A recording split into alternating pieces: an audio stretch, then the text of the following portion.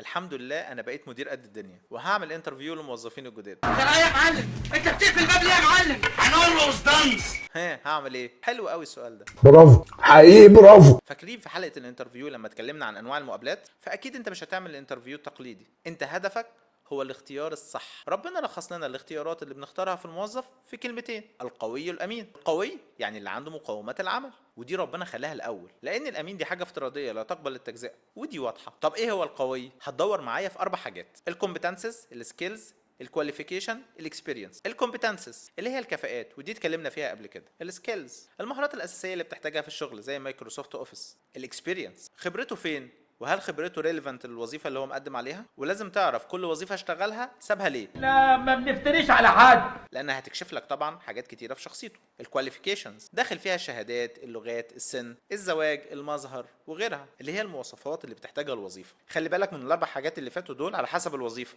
في حاجات بنسميها نو جو، يعني لو ظهرت يبقى ما ينفعش.